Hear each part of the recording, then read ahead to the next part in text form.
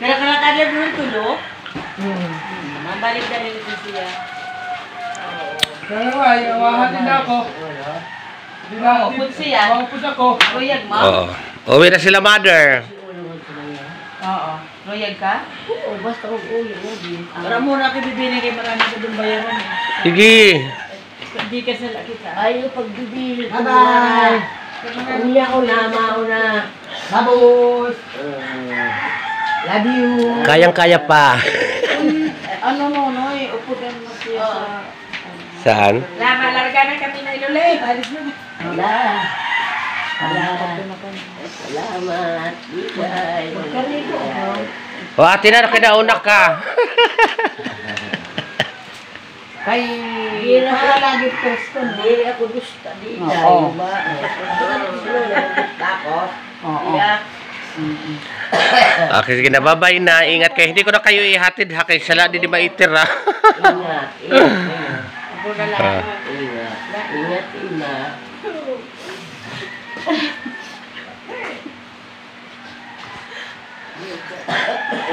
Abrihan ta dahil ng TV. Buti na lang pinaludan ko nung kagabi. Yung headset mo. Headset mo, Doc?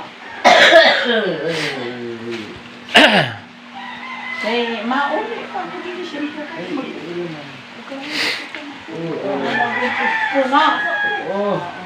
Yan, mamay mauli na si Raddy nila ako. Ingat ka mo. Ingat. Ha? Sige. Sikat! Didi, ho. Doon.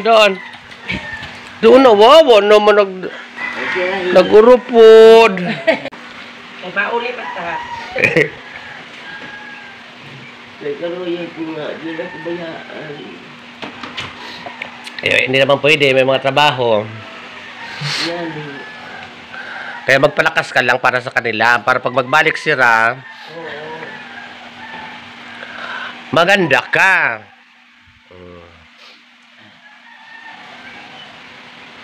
At hindi ba tumiiyak? Ito ang pinakamahirap na sitwasyon yung mga anuhan eh, no? Yung mga... Pasay ka pag-abot. Pag-uli ka ba So mga yung aga communities, madaling araw sila nag-ano kasi nga maaga ang flight nila. Si mother, ito na naman. Malungkot. Ako naman magaling naman na sa trangkaso.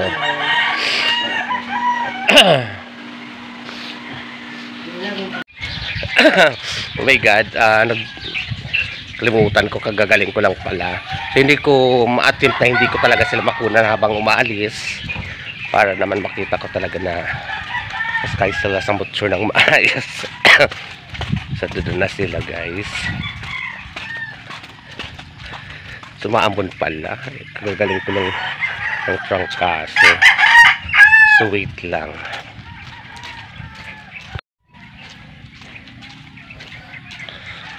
Maambon pa community. Ang dilim ng langit. Mukhang lalakas tong ulan. Ada pa sila, balag?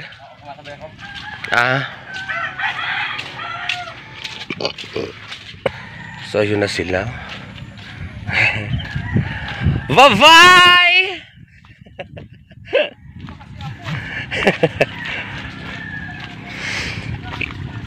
Iniwan ko muna sa atin, Day. Nagpaparahimi sa atin, Day.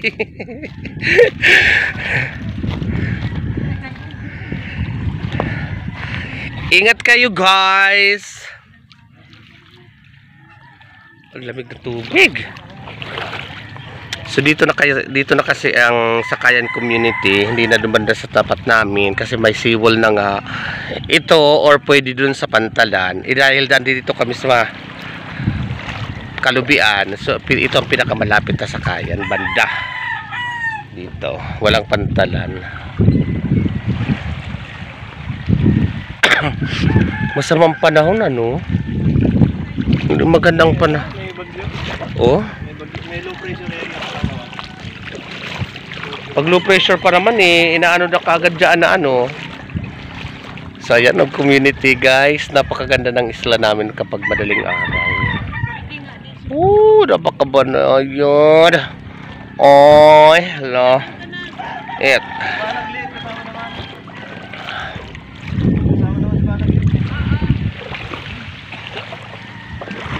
Oy, sandali, sasakay ako.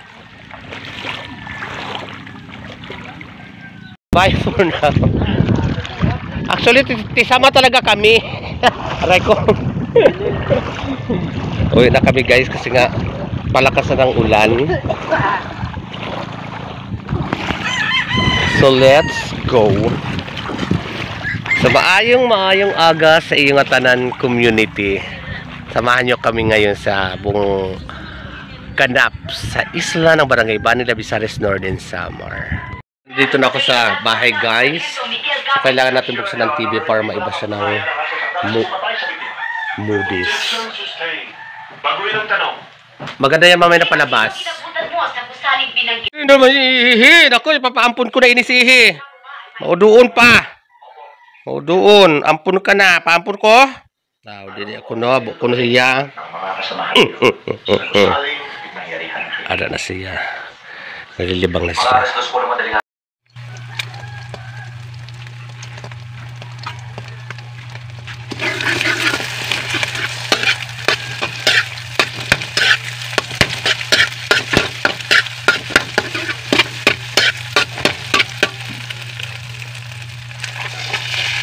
So yan guys, dito ako ngayon magluluto na kami ng si mother. Ulam si mother. Ayun, bumalik sa pagkahiga. Hindi ko alam kung ano nun. Matapos manood ng TV, bumalik, sabi ko maaga pa. Huwag muna matulog. Papahinga lang daw muna siya. Baka nabigla na naman sa mga pangyayari.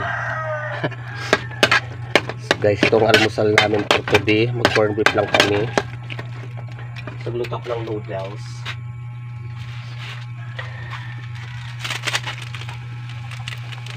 Maayong aga sa inyong ataran guys.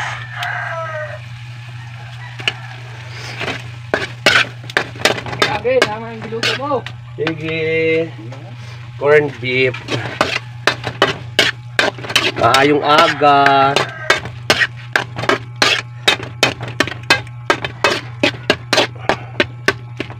So lami kaayo to guys. Yan, kunting chika lang. Luto na yan. Sarap. Bawasan natin ang apoy.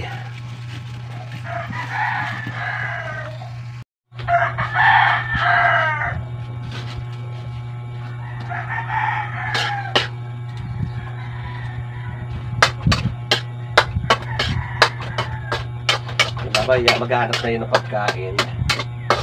Kailangan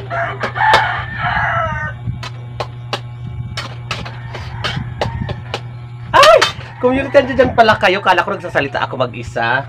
So ito na naman muli community, ang inyong community, ang bayot sa Isla Diri Marte pero madiscarte. Ang bayot na best in ramp at best in costume choice ni Mayor pala. I love it. So ito na, nakauwi na sila. So si mother andyan dyan na. So kaming dalawa lang dito ni mother na dahil si ate, yung ate ko nandi dito sa yun sumama ng Manila. So ngayon nagluto nga ako ng corn beef kasi mamaya pag nun kakain na yun kasi yun ang namin. So tingnan naman natin kung anong ganap na yung community. I love it.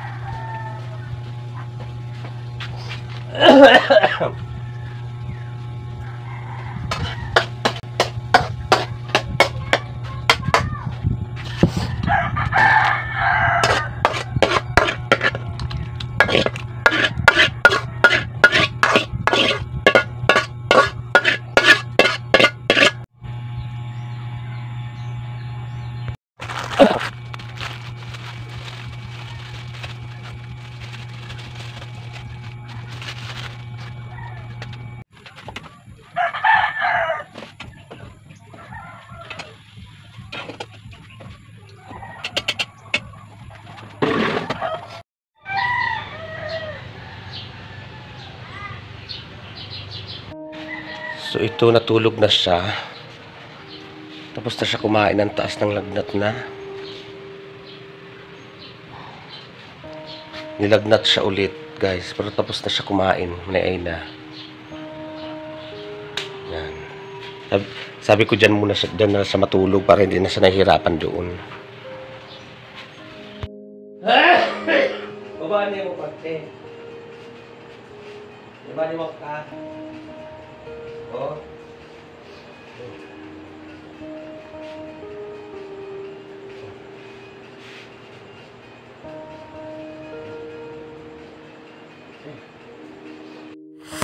At nang gumabi na nga community ay lalong tumindi ang lagnat ni Mother. Parang bumalik na naman ang kanyang trangkaso. So yun, hindi na naman niya alam ang kanyang ginagawa. Nakadumi na siya na naman sa higaan niya, sa kanyang salwal. So kailangan kong linisin. Ganyan yan si Mother kapag mataas ang lagnat. Hindi niya alam yung kanyang ginagawa at hindi siya nakakatayo. Kaya siguro hindi niya alam talaga na natain na siya, kaya nibinihisan ko sa dyan at pinag-decide ko na dyan na lang siya matulog, hindi na dun sa kwarto. Ang bigat-bigat pa naman yan, kaya kinaya ko, sabi ko ay kailangan ng discard na pinahiga ko na lang siya dyan, kaya nilinisan ko yun talaga dyan, tapos binihisan ko sa dyan kasi nga hindi siya nagsasabi. So kailangan i-monitor ko siya hanggang sa magdamag ito para makita ko kung bumaba ng kanyang lagnat. So kailangan kong pakainin kasi inumin ko na ng gamot. Guys, sa Mother, magpakalakas-lakas ka dahil tayong dalaw lang dito. Nako, ayaw pa luya-luya. So talagang sumasagot din naman sa akin. Medyo tapang-tapang pa nga ang pagsasagot niya. Ganun yan si Mother eh. Kaya sabi ko yan, ganyan. Dapat matapang ka para Hindi ka na natulog. mabilis ka gumaling. I love it, guys.